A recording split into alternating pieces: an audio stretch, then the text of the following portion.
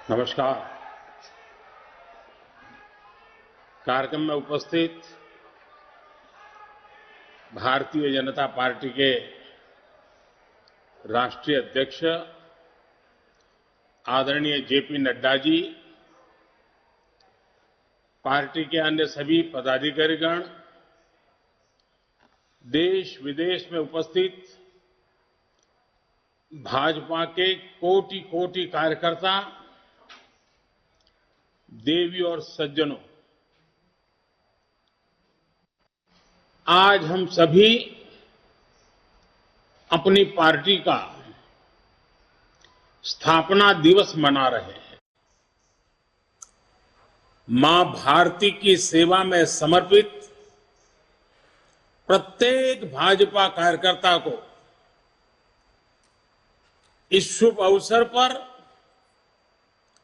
बहुत बहुत बधाई देता हूं। भाजपा की स्थापना से लेकर आज तक जिन महान विभूतियों ने अपने खून पसीने से इस पार्टी को सींचा है, पार्टी को संवारा है,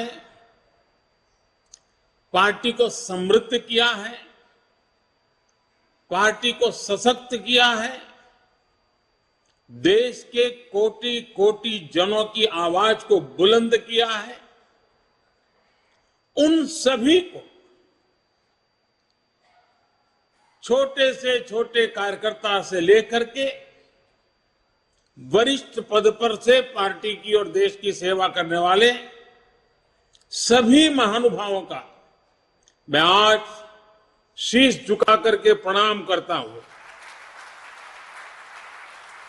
साथियों, आज हम देश के कोने कोने में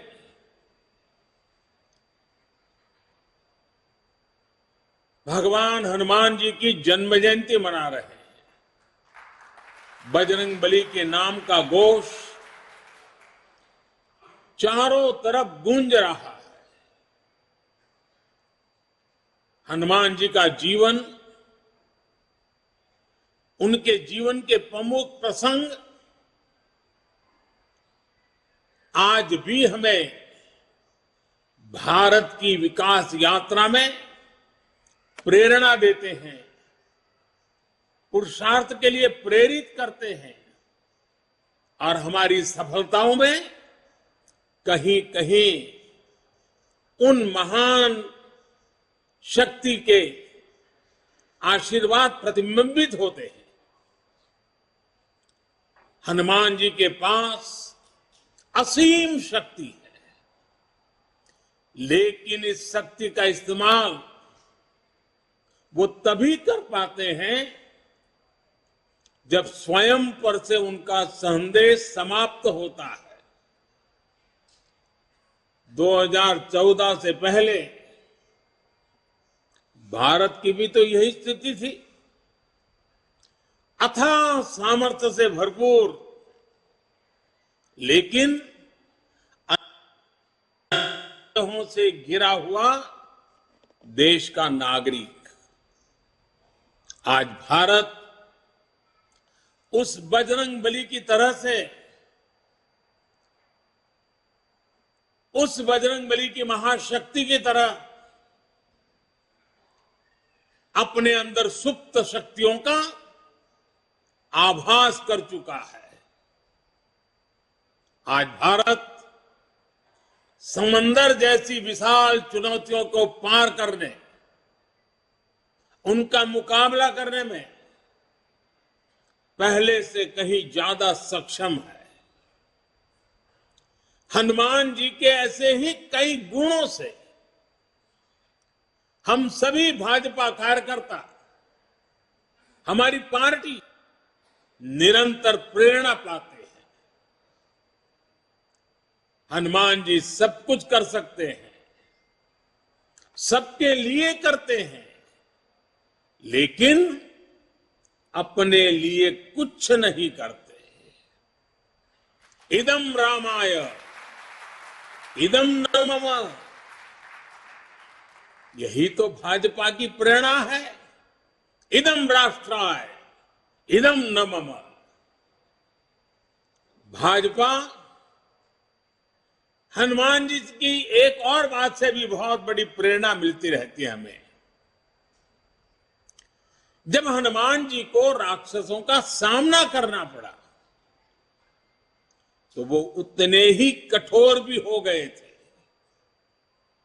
इसी तरह जब भ्रष्टाचार की बात आती है, परिवारवाद की बात आती है, कानून व्यवस्था की बात आती है, तो भाजपा उतनी ही संकल्पबद्ध हो जाती है मां भारती को इन बुराइयों से मुक्ति दिलाने के लिए। कठोर होना पड़े तो कठोर भी होती है। और हमारे लिए एक तो बहुत बड़ी प्रेरणा क्या है, आज की मॉडर्न परिभाषा में जिन बातों को बार बार जिक्र किया जाता है, और वो है कैन डू एटीट्यूड। अगर हनुमान जी का पूरा जीवन देखें, डगर डगर पर पल पल हनुमान जी के भीतर की can do attitude, can do संकल्प शक्ति उनको हर प्रकार की सफलता लाने में बहुत बड़ी भूमिका अदा करती है। कहा भी गया है, कवन सो काज कठिन जग माही, कवन सो काज कठिन जग माही, जो नहीं होई तात तुम्ही पाही, तुम्हें पाई।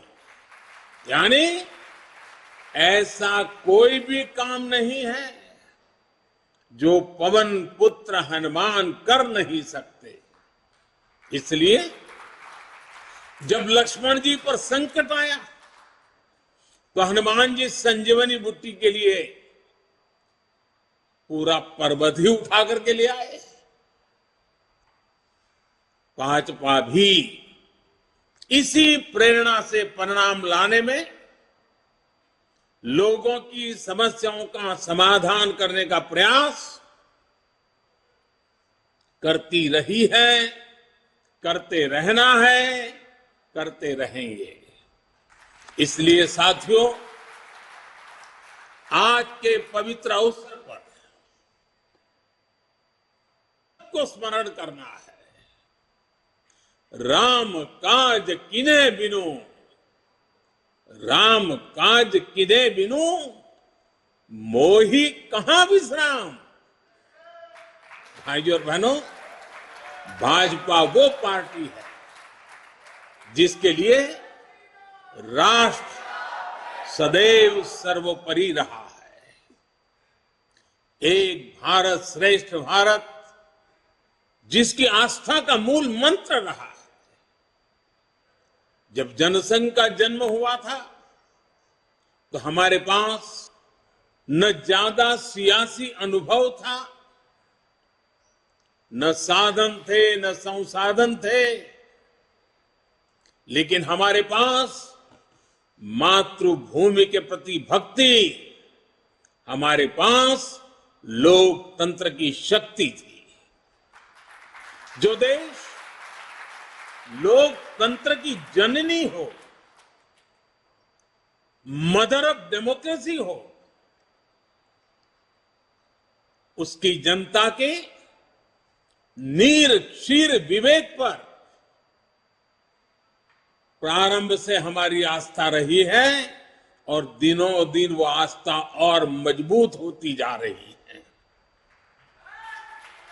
इसलिए जनभावना, जन आकांक्षाओं को ही हमने भाजपा की चेतना शक्ति बनाया है। हमने राष्ट्र प्रथम, नेशन फर्स्ट के मंत्र को अपना आदर्श बनाया है। भाजपा ने लोकतंत्र की कोख से जन्म लिया। भाजपा लोकतंत्र के अमृत से पोषित है और भाजपा देश के लोकतंत्र को, देश के संविधान को मजबूत करते हुए समर्पण भाव से दिन रात देश के लिए काम कर रही है। साथियों, हमारा समर्पण है मां भारती को, हमारा समर्पण है देश के कोटि कोटि जनों को, हमारा समर्पण है देश के संविधान को। साथियों, आज भाजपा विकास का पर्याय है, विश्वास का पर्याय है, नए विचार का पर्याय है और देश की विजय यात्रा का भी एक मुख्य सेवक बनकर के अपनी भूमिका निभाता रहा है। भाजपा सबका साथ, सबका विकास, सबका विश्वास और सबका प्रयास के मंत्र के साथ काम कर रही है। भाजपा की कार्यशैली सर्वसमावेशी है, सर्वस्पर्शी है, सर्वजन का हित करने वाली है। सामाजिक न्याय और सशक्तिकरण को हमने हमेशा अपने हृदय में, अपनी कार्यशैली में सर्वोच्च प्राथमिकता दी है। सामाजिक न्याय ये हमारे लिए राजनीतिक नारेबाजी का हिस्सा नहीं, ये हमारे लिए आर्टिकल ऑफ फेथ है। बीते वर्षों में बहुत सारे दल सामाजिक न्याय के नाम पर राजनीति का दिखावा करते रहे हैं। इन दलों ने, उनके मुखिया अपने परिवार का भला कर लेते हैं, अपने समाज का कतई नहीं, जबकि भाजपा सामाजिक न्याय को जीती है, उसकी भावना का अक्षरशः पालन करती है। 80 करोड़ गरीबों को बिना भेदभाव मुफ्त राशन मिलना सामाजिक न्याय का ही प्रतिबिंब है। 50 करोड़ गरीबों को बिना भेदभाव 5 लाख रुपए तक मुफ्त इलाज की सुविधा मिलना सामाजिक न्याय की सशक्त अभिव्यक्ति है। 45 करोड़ गरीबों के बिना भेदभाव जनधन बैंक खाते खोलना सामाजिक न्याय का इंक्लूसिव एजेंडा का जीता जागता उदाहरण है। 11 करोड़ गरीबों को बिना भेदभाव शौचालय मिलना, यही तो सामाजिक न्याय है, यही तो सामाजिक न्याय के प्रति हमारी भक्ति है। बिना भेदभाव, बिना तुष्टीकरण, बिना स्वार्थ, बिना वोट बैंक की राजनीति किए भाजपा आज सामाजिक न्याय का भी सच्चे अर्थ में धरती पर इरादों को साकार करने वाला, देश के दबे कुचले समाज के लिए आशा की किरण बना हुआ एक पर्याय बनकर के उभरा है। साथियों, आज भाजपा देश में एक नए पॉलिटिकल कल्चर का भी नेतृत्व कर रही है। कांग्रेस और उनके जैसी पार्टियों का कल्चर, उन पार्टियों की पहचान क्या है? ये उन्हीं के कल्चर में से पैदा हुई है। उन पार्टियों की पहचान है, पार्टी का नाम लेते ही एक ही बात दिखती है, सारी पार्टियों का तरफ देख लीजिए, परिवारवाद, वंशवाद, जातिवाद और क्षेत्रवाद का बंधक है ये सारे लोग। जबकि भाजपा का पॉलिटिकल कल्चर प्रत्येक देशवासी को साथ लेकर चलने का है। कांग्रेस और उसके जैसी पार्टियों का कल्चर छोटा छोटा सोचना, छोटे सपने देखना और उससे भी कम हासिल करके खुशियां मनाना बस, और खुशी एक दूसरे की पीठ थपथपाना। भाजपा का पॉलिटिकल कल्चर है बड़े सपने देखने और उससे भी ज्यादा हासिल करने के लिए जी जान से खप जाना, शरीर का कण कण, समय का पल पल खपाने का हौसला रखते हैं। कांग्रेस और उसके जैसी पार्टियों का कल्चर महिलाओं की समस्याओं, उनकी रोजमर्रा की चुनौतियों की परवाह ही नहीं करता है। जबकि भाजपा का पॉलिटिकल महिलाओं के जीवन को आसान बनाने, उनके सपनों को साकार करने को, निर्णय प्रक्रिया में उनको भागीदारी देने को प्राथमिकता देता है। इसलिए आज के युवा हो या फिर देश की माताएं, बहनें, बेटियां भाजपा के साथ हम पल पल अनुभव कर रहे हैं। हमारी माताओं बहनों के आशीर्वाद बढ़ते चले जा रहे हैं, जुड़ाव महसूस करती हैं, अपनापन महसूस करती है। इसलिए आज ये सभी भाजपा के साथ कंधे से कंधा मिलाकर चल रहे हैं। साथियों, आज स्थापना दिवस के इस शुभ अवसर पर हम सबके लिए अपने सपनों को, अपने संकल्पों को, मां भारती के सेवा के लिए समर्पित अपने हर कार्यकर्ता के जीवन को देखते हुए बहुत सी बातों को बार बार समझने की आवश्यकता होती है। 2014 में जो हुआ वो केवल सत्ता परिवर्तन नहीं था।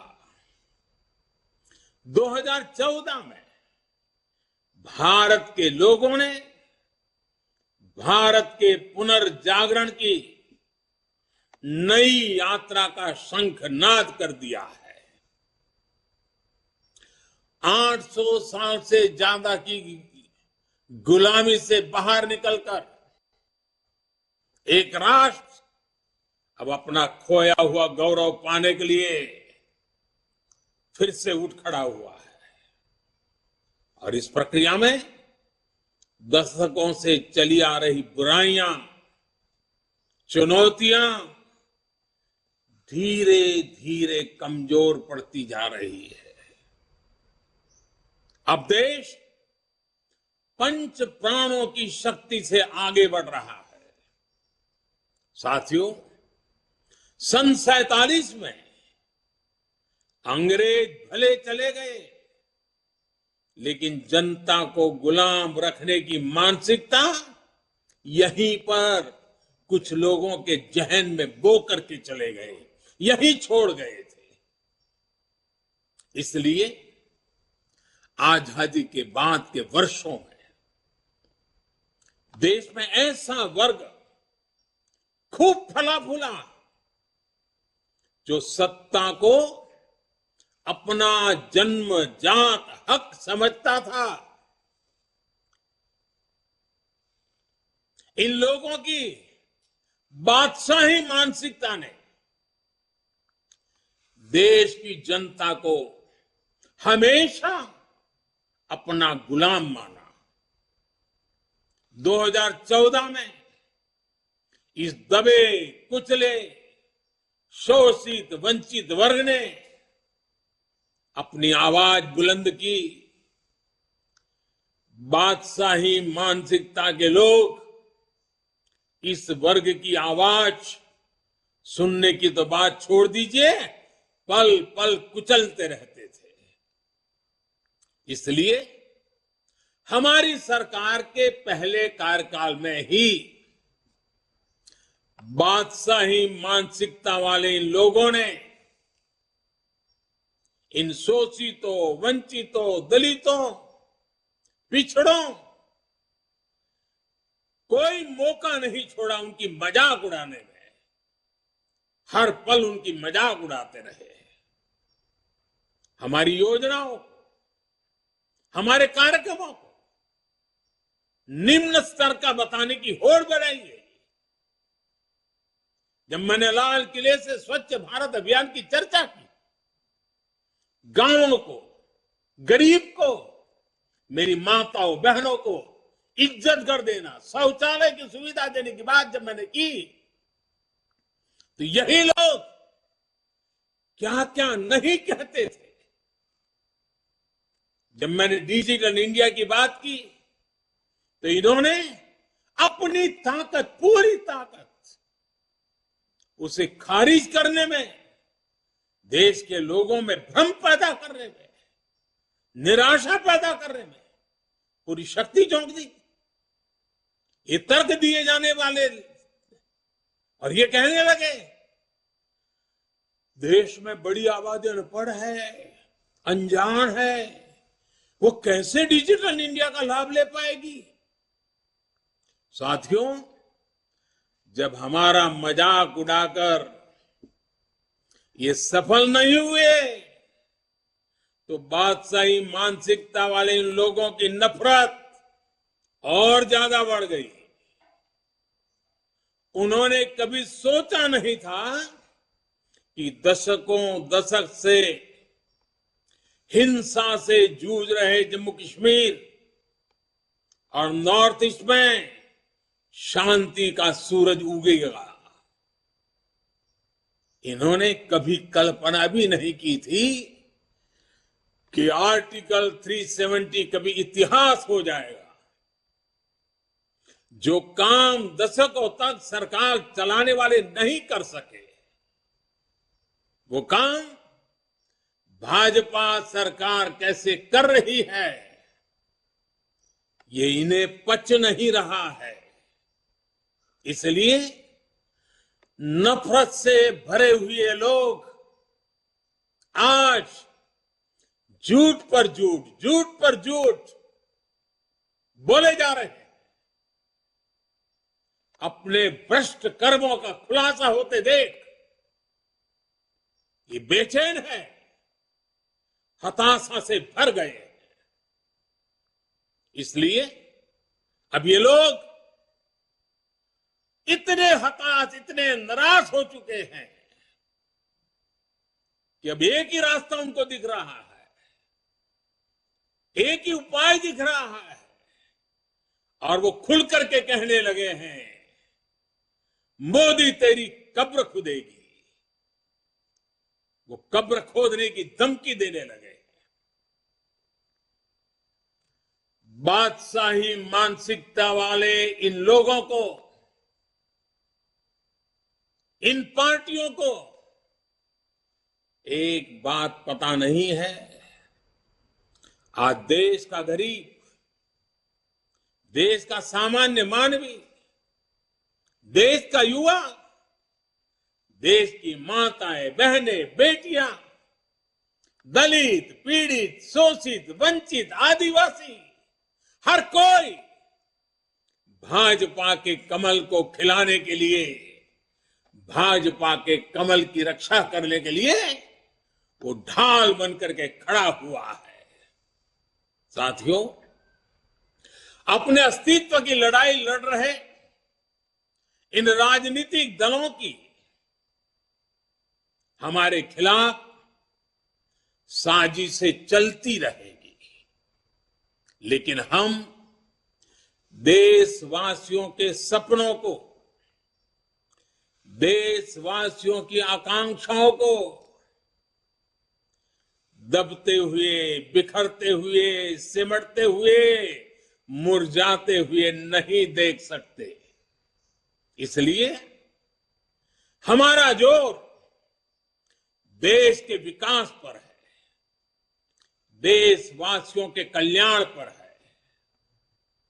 हमारे परिश्रम से जो परिणाम मिले हैं, इसकी गवाही वो आंकड़े दे रहे हैं जो पिछला वित्तीय वर्ष समाप्त होने पर बीते 15-20 दिनों में सामने आए हैं। और मैं सभी देश और दुनिया में भाजपा के कार्यकर्ताओं को हमेशा हिसाब देने की आदत रखता हूं, काम का ब्यौरा हर मौके पर देता रहता हूं। मैं आज सिर्फ 2-3 सप्ताह की ही झलक दिखा रहा हूं आपको, 15-20 दिन की। इतने छोटे से काल में हर भारतीय को गर्व हो। जीएसटी लागू होने के बाद से किसी एक वित्तीय वर्ष में 18 लाख करोड़ रुपए कलेक्शन का रिकॉर्ड बनाना अभूतपूर्व। इस दौरान देश के टैक्स पेयर ने भी 16 लाख करोड़ रुपए से अधिक टैक्स देकर नया रिकॉर्ड बनाया।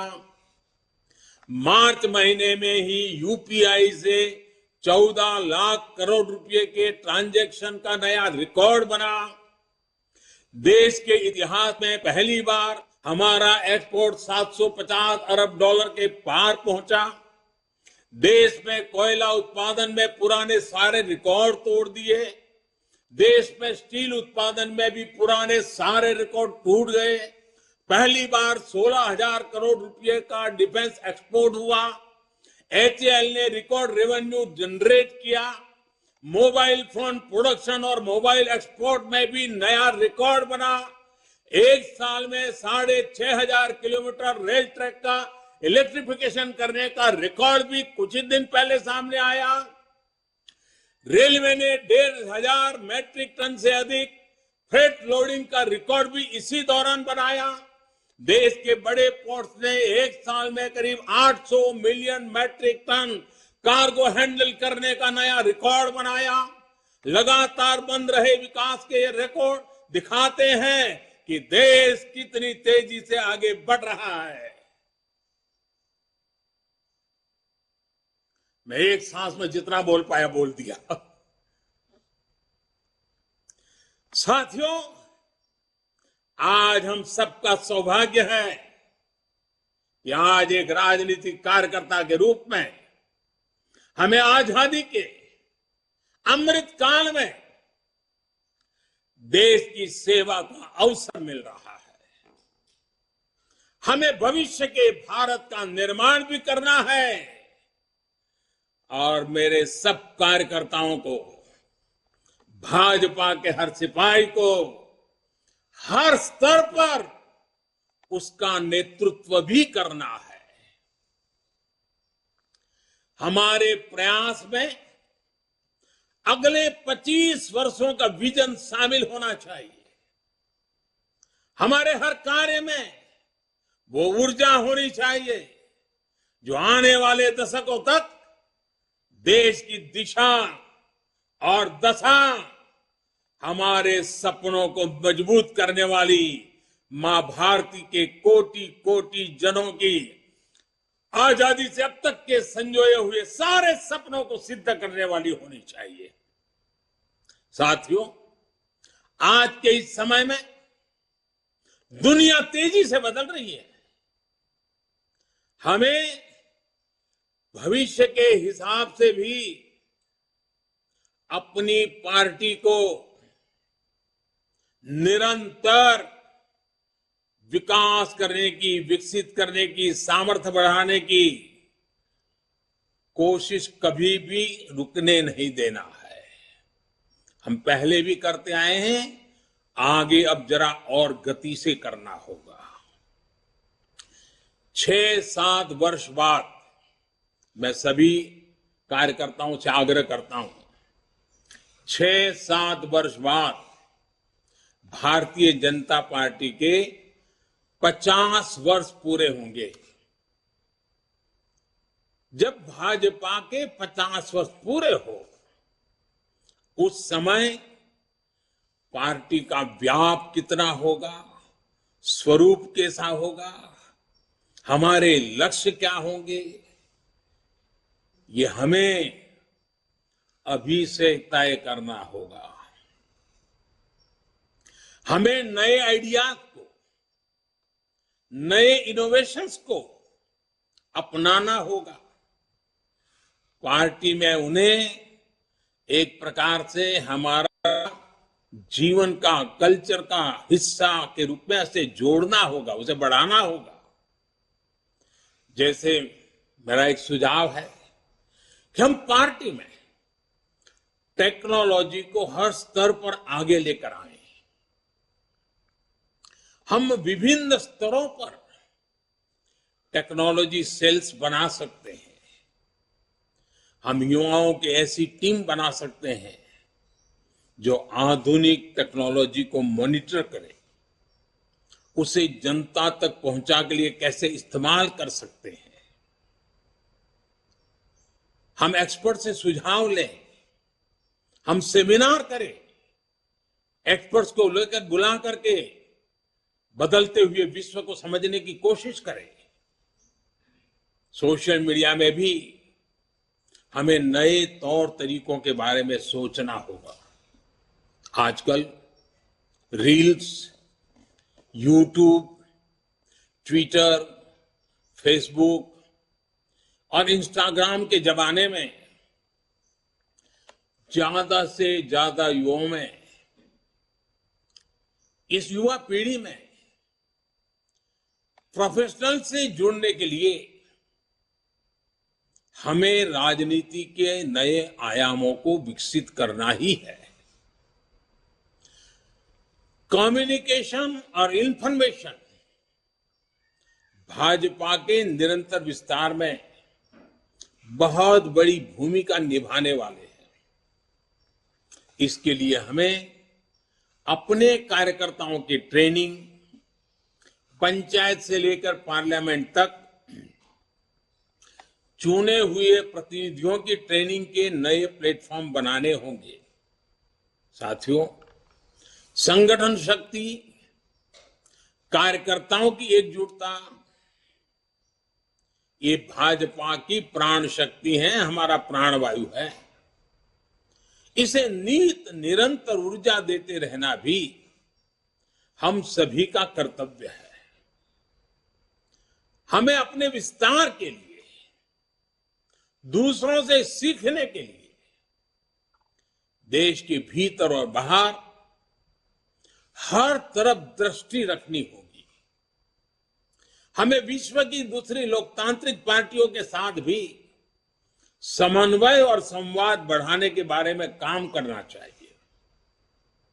मेरा आग्रह है, हमारे यूथ विंग्स, महिला विंग्स दूसरे देशों की उन पार्टियों के इन विंग्स और कार्यकर्ताओं से जुड़े, अपने अनुभव साझा करें और उनसे सीखें।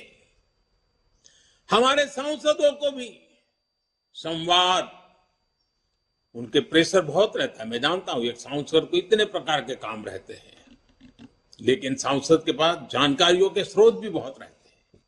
वो कार्यकर्ताओं को बहुत अच्छी तरह गाइड कर सकते हैं। कार्यकर्ताओं की क्षमता बढ़ाने में वो बहुत बड़ी भूमिका अदा कर सकते हैं, हमारे जनप्रतिनिधि, क्योंकि उनको काफी जानकारियों के लिए अवसर मिलता है।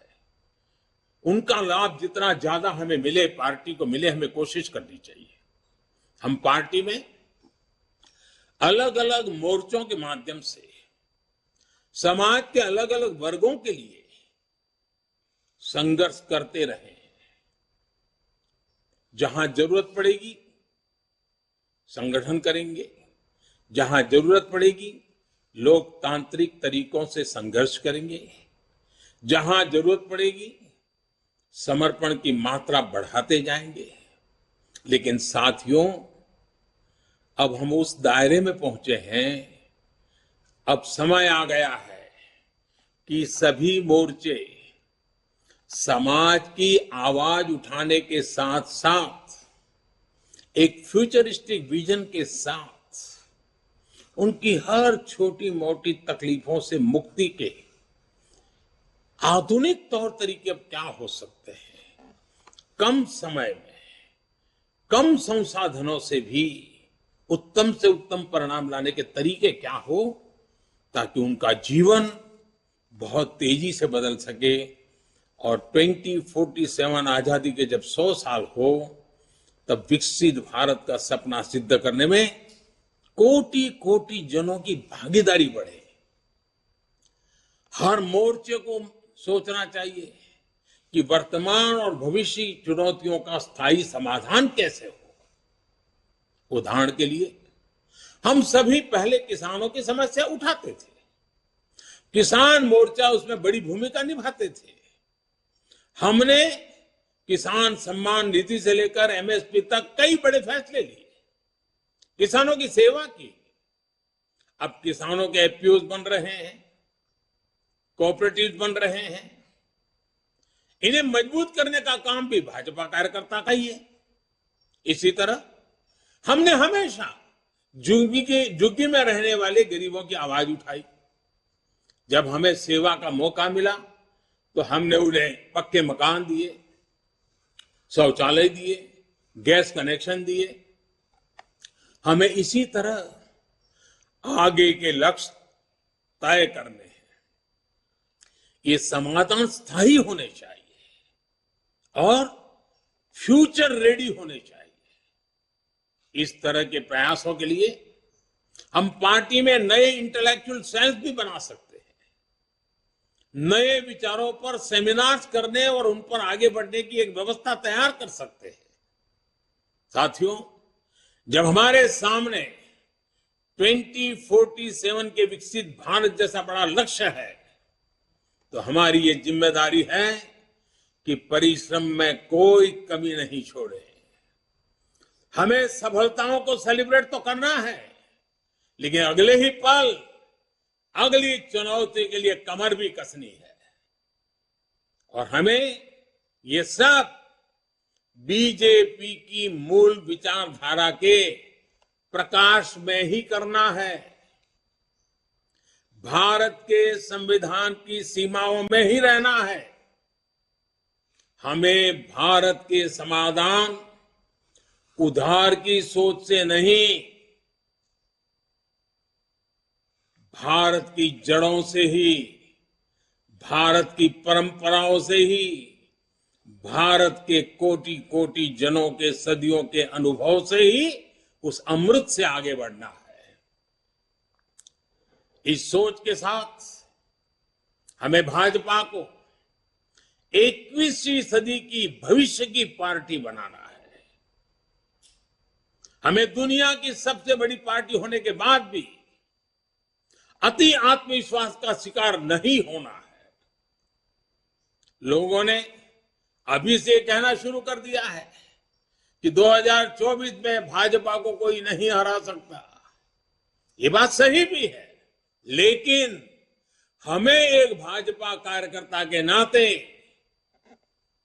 इस देश के हर नागरिक का दिल जीतना है। हमें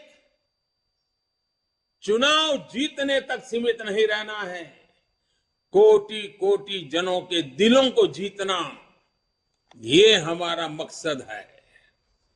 हमें हर चुनाव उसी परिश्रम से लड़ना है जैसे हम 80 के दशक से भी अभी तक लड़ते आए हैं। मुझे विश्वास है